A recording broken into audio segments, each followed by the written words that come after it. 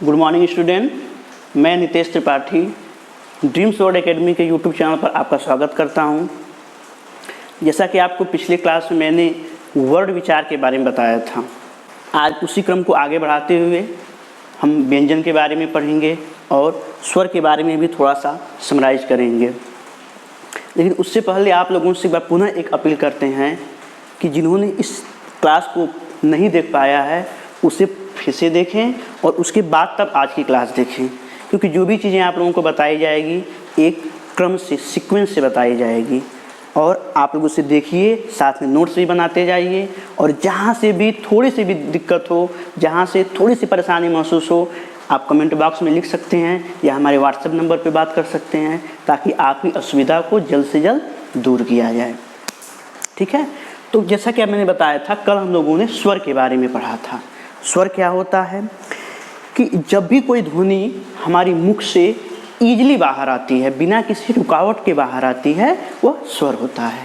ठीक है, और इसके लिए मैंने ये भी बताया था कि स्वर जो होता है वह भाषा की या हिंदी लैंग्वेज की सबसे छोटी इकाई होती है जिसके टुकड़े नहीं किए जा सकते हैं। तो स्वर की क्या होता है कि जब भी कोई ध्वनि बिना किसी रुकावट की ईजिली आपके मुख से बाहर आती है, वह स्वर होता है। स्वर कितने होते हैं? स्वर 11 होते हैं। मैंने आपको बताया था अ से अह तक को हम स्वर के अंतर्गत मानते हैं, लेकिन ये पूरी तरह से 13 जो होते हैं ये स्वर नहीं होते हैं। मैंने बताया था कि री शब्द जो होता है, री को हम मुख्य रूप से संस्कृत भाषा में प्रयोग करते हैं, जैसे नृप हुआ, घृत हुआ, गृह हुआ। और मैंने बताया था कि अंग और अह ये दो वर्ण ऐसे हैं जिनको हम स्वर में काउंट नहीं करते हैं। अंग को हम क्या कहते हैं? कल मैंने बताया था अनुस्वार। क्या कहते हैं? अनुस्वार। और अह को हम कहते हैं विसर्ग। ये बहुत ही इंपॉर्टेंट टॉपिक है, अनुस्वार और विसर्ग। इसके बारे में अभी हम बताएंगे कि अनुस्वार क्या होते हैं और विसर्ग क्या होते हैं। उसके पहले ये जानिए कि स्वर हमारे टोटल होते हैं 11।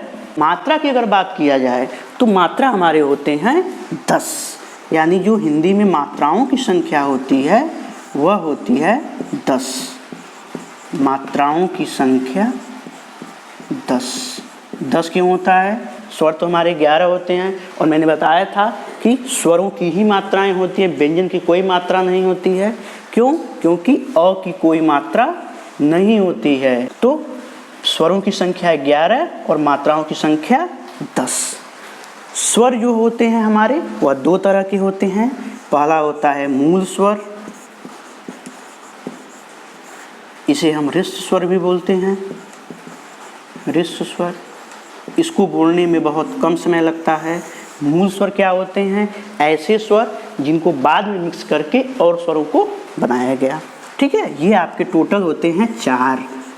अ, ई, उ, री। ये आपके टोटल 4 जो होते हैं ये मूल स्वर या ह्रस्व स्वर कहलाते हैं। और दूसरा हमारा जो स्वर होता है वह होता है दीर्घ स्वर। क्या होता है? दीर्घ स्वर। ये टोटल कितने होते हैं? 7 होते हैं। आ होता है, ई होता है, बड़ा ऊ, ए, ओ और लास्ट औ।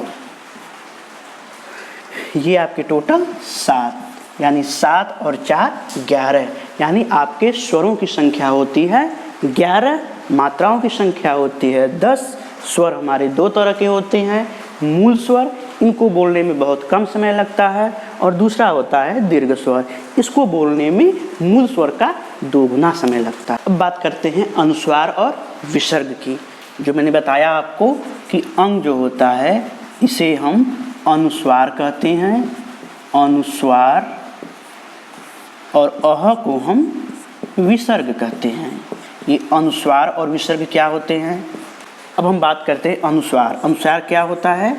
अनुस्वार, इसको हम इंग्लिश में कहते हैं नेजल साउंड।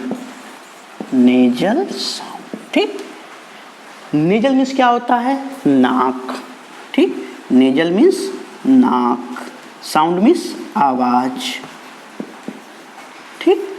तो नाम से ही स्पष्ट है कि इस ध्वनि का उच्चारण केवल नाक के द्वारा होता है, उसे हम अनुस्वार कहते हैं। जैसे गंगा, चंचल, गंगा, देखिए गंगा, चंचल। तो हम इसमें मुख्य रूप से अपनी नाक का प्रयोग कर रहे हैं। अंग की जितनी मात्राओं वाले शब्द होंगे वो अनुस्वार कहलाते हैं। दूसरा होता है विसर्ग। विसर्ग, विसर्ग को हम क्या कहते हैं? इसका इंग्लिश विसर्ग ही होता है, विसर्ग। ठीक, विसर्ग क्या होता है? ऐसे ध्वनियाँ जिनका उच्चारण ह के साथ होता है और इन शब्दों के अंत में ह वर्ण जरूर प्रयोग होता है। जैसे प्रातः, नृपः, जैसे देखते हैं प्रातः, क्रमशः, क्रमशः। देखिए इन शब्द को आप अगर बोलेंगे तो इन शब्दों के अंत में ह शब्द आ रहा है, प्रातः, क्रमशः। तो ऐसे शब्द जो ह के साथ शुरू होते हैं, ठीक है, और उन शब्दों के अंत में क्या होता है? ह आता है, उसे हम क्या कहते हैं? विसर्ग कहते हैं। एक और थोड़ा सा इम्पोर्टेंट टॉपिक होता है जिसे हम अनुनासिक कहते हैं। अनुनासिक, इसे हम इंग्लिश में semi nasal sound, semi nasal sound. ये क्या होता है? देखिए यहाँ पे अनुस्वार, जिसको आप नेजल साउंड कहते हैं, आपने पढ़ा कि ऐसी ध्वनियाँ जिनका उच्चारण करते समय हम नाक का प्रयोग करते हैं, या ऐसी ध्वनियाँ जो हमारी नाक के माध्यम से आगे बढ़ती हैं। लेकिन अनुनासिक में क्या होता है? यह क्या होता है? Semi nasal sound. इसमें क्या करते हैं? ऐसी ध्वनियाँ जिनका उच्चारण करते समय हम नाक और मुंह दोनों का प्रयोग करते हैं। ऐसी ध्वनियाँ जिनका उच्चारण करते समय हम नाक और मुंह दोनों का प्रयोग करते हैं, उसे हम अनुनासिक कहते हैं। जैसे चांद, और इसका जो अनुनासिक होता है, इसका चिन्ह इस तरह से होता है, चंदा मामा की तरह से। तो चांद, पाँच। अनुस्वार क्या होते हैं? ऐसी ध्वनियाँ जिनका उच्चारण करते समय नाक का प्रयोग करते हैं, या जिनका केवल नाक के द्वारा ही साउंड क्रिएट किया जाता है, वह अनुस्वार होता है। विसर्ग क्या होता है? यह ह के साथ उत्पन्न होता है। इस शब्द को हम जब प्रोनाउंसिएट करते हैं, बोलते हैं, तो अंत में ह शब्द आता है। और अनुनासिक क्या होता है? यह थोड़ा सा इन सब से अलग होता है, इसे सेमी नेजल साउंड कहते हैं। इसको जब हम बोलते हैं तो नाक और मुंह दोनों का प्रयोग किया जाता है। जैसे चांद, पाँच। आई बात समझ में? स्वर पूरी तरह से क्लियर हो गया। अब हम पढ़ेंगे व्यंजन। व्यंजन की परिभाषा मैंने आपको कल बताई थी, और उसके बाद आज पढ़ते हैं हम लोग व्यंजन के प्रकार। ठीक है, यानी व्यंजन के प्रकार। प्रकार,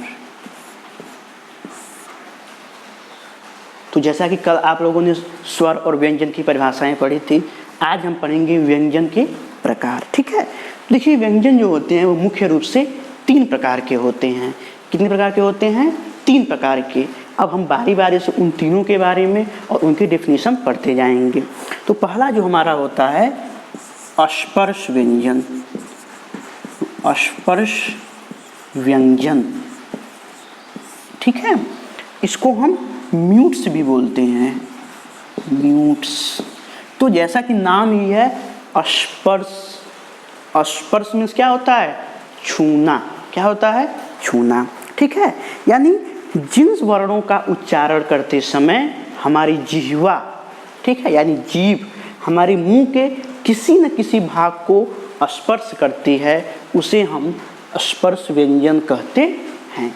ठीक है, वे वर्ण जिनका उच्चारण करते समय हमारी जिह्वा हमारे मुंह के किसी न किसी भाग को टच करती है, स्पर्श करती है, उसे हम स्पर्श व्यंजन कहते हैं। इनकी संख्या कितनी होती है? 25। स्पर्श व्यंजन की संख्या जो होती है वह कितनी होती है? 25। और स्पर्श व्यंजन को हम 5 वर्गों में बांटते हैं। कौन कौन से होते हैं देखें। पहला होता है क वर्ग, दूसरा होता है च वर्ग, तीसरा होता है ट वर्ग, चौथा होता है त वर्ग और पांचवा होता है प वर्ग। आई बात समझ में। स्पर्श व्यंजन को हम मुख्य रूप से 5 वर्गों में बांटते हैं। क वर्ग, च वर्ग, ट वर्ग, त वर्ग और प वर्ग। भी 25 हुए कैसे हैं? देखिए क वर्ग जो होता है उसमें क, ख, ग, घ, अंग। च वर्ग में च, छ, ज, झ और ञ। ट वर्ग में ट, ठ, ड, ढ और ढ़। ठीक। त वर्ग में त, थ, द, ध, न। एंड लास्ट प वर्ग में प, फ, ब, भ, म। ठीक है। ये आपके 5, 5, 5, 5, 5, ये आपके 25। यानी जो हमारे स्पर्श व्यंजन की संख्या होती है 25, इसको हम 5 वर्गों में बांटते हैं। क वर्ग, च वर्ग, ट वर्ग, त वर्ग और प वर्ग। इसमें आपके 5 होते हैं। तो स्पर्श व्यंजन की क्लियर हो गया। ठीक है कि ऐसे व्यंजन, ऐसे वर्ड जिनका उच्चारण करते समय हमारी जिह्वा हमारे मुंह के किसी न किसी भाग को स्पर्श करती है। इसे आप तुरंत नोट कर लीजिए। तो आप लोगों ने स्पर्श व्यंजन नोट कर लिया। अब आगे हम दूसरा पढ़ते हैं अंतस्थ व्यंजन। अंतस्थ व्यंजन। व्यंजन, कभी कभी लोग व्यंजन बोलते हैं, वो गलत होता है, व्यंजन होता है। ठीक है। तो ये क्या होता है कि जिन वर्णों का उच्चारण करते समय, यानी जिन वर्णों का उच्चारण करते समय श्वास का अवरोध बहुत ही कम होता है, उसे हम अंतस्थ व्यंजन कहते हैं। ये संख्या में 4 होते हैं। कितने होते हैं? 4। और कौन कौन से होते हैं? य, र, ल और वो। यानी ऐसे व्यंजन जिनका उच्चारण करते समय श्वास का अवरोध बहुत ही कम होता है, उसे हम अंतस्थ व्यंजन कहते हैं। और तीसरा हमारा होता है ऊष्म व्यंजन। ऊष्म व्यंजन। ऊष्म व्यंजन, इसे हम कहते हैं सिबिलिएंट। सिबिलिएंट। ठीक। ऊष्म व्यंजन या व्यंजन क्या होता है? ऐसे व्यंजन जिनका उच्चारण करते समय हवा के तेज दबाव के कारण ऊष्मा उत्पन्न होती है। ऐसे व्यंजन जिनका उच्चारण करते समय हवा के दबाव, मैंने दबाव के बारे में बताया था ना कि कभी वो कंठ पे पड़ती है, कभी मूर्धा पे, कभी ओष्ठ पे, जिसके कारण जब तक दबाव पड़ती है तो हम अपनी आवाज़ को क्रिएट करते हैं, साउंड को क्रिएट करते हैं। तो उसमें व्यंजन क्या होता है? ऐसे व्यंजन जिनको बोलते समय, जिनका उच्चारण करते समय हवा के दबाव के कारण मुंह से ऊष्मा उत्पन्न होती है, उसे हम ऊष्म व्यंजन कहते हैं। ये भी संख्या में 4 होते हैं। कौन कौन से होते हैं? स, श, स और ह। ठीक है। श, श, स और ह, ये ऊष्म व्यंजन हो गए। तो मुख्य रूप से आपके यही 3 व्यंजन होते हैं। ठीक है। पहला होता है स्पर्श व्यंजन, दूसरा होता है अंतस्थ व्यंजन, तीसरा होता है ऊष्म व्यंजन। ठीक है। तो जो स्पर्श व्यंजन होते हैं उनकी संख्या 25, अंतस्थ व्यंजन की संख्या 4 होती है, ऊष्म व्यंजन की भी संख्या 4 होती है। एक और थोड़ा सा होता है, इन सबसे अलग व्यंजन होता है। ठीक है। जिसे संयुक्त व्यंजन कहते हैं या ज्वाइंट कॉन्सोनेंट, जिसे हम कहते हैं संयुक्त व्यंजन। संयुक्त व्यंजन या ज्वाइंट कॉन्सोनेंट, ज्वाइंट कॉन्सोनेंट। ये क्या होता है कि जब एक से अधिक व्यंजन आपस में मेल करते हैं या एक से अधिक व्यंजनों का मेल होता है तो वहाँ पे संयुक्त व्यंजन क्रिएट होता है। और एक चीज़ और कि जब दो व्यंजन आपस में मिलते हैं तो उनके रूपों में परिवर्तन होता है। क्या होता है? उनके रूपों में परिवर्तन होता है, उसे हम संयुक्त व्यंजन कहते हैं। ये भी संख्या में आपके 4 होते हैं। कौन कौन से होते हैं देख लीजिए, छ, त्र, ज्ञ और श्र। इसे आप नोट कर लें, फिर मैं इसके बारे में बताता हूँ कि संयुक्त व्यंजन कैसे होते हैं। तो बात कर रहे थे हम लोग संयुक्त व्यंजन के बारे में, जिसे हम ज्वाइंट कॉन्सोनेंट कहते हैं। क्या कहते हैं? संयुक्त व्यंजन, संयुक्त व्यंजन जिसे हम ज्वाइंट कॉन्सोनेंट कहते हैं। ये भी संख्या में 4 होते हैं, छ, त्र, ज्ञ और श्र। तो मैंने बताया कि ज्वाइंट व्यंजन क्या होते हैं, जब एक या एक से अधिक व्यंजन आपस में मिलते हैं। ये भी संख्या में 4 होते हैं। ठीक, अब देखिए कि ये जो चारों संयुक्त व्यंजन हैं वो किन किन 2 व्यंजनों से मिलके बने होते हैं।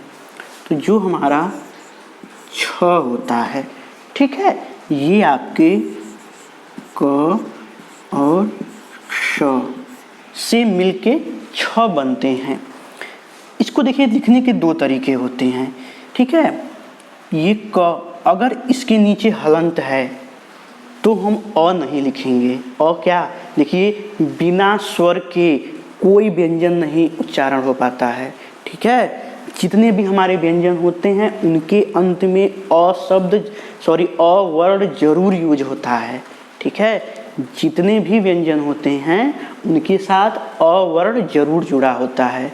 जैसे क, म, र, छ।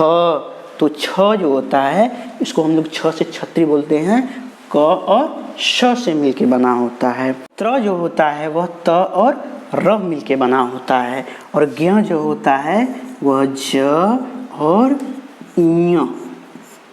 ञ से मिलके बना होता है। ठीक है, और उसके बाद जो श्र होता है वह स और र मिलके श्र बनता है। तो ये हमारे संयुक्त व्यंजन थे, यानी ऐसे व्यंजन जो 2 या 2 से अधिक व्यंजन को आपस में मिला के बनाया जाता है। आइए समझ में। तो आज के लिए बस इतना ही। अब कल हम इसके आगे वर्णमाला के बारे में पढ़ेंगे। आप लोग इसे सीक्वेंस के साथ पढ़ते जाइए और नोट्स भी तैयार करते जाइए, ताकि अगर कहीं भी पढ़ते समय कोई भी दिक्कत हो तो आप हमसे कांटेक्ट कर सकते हैं। धन्यवाद।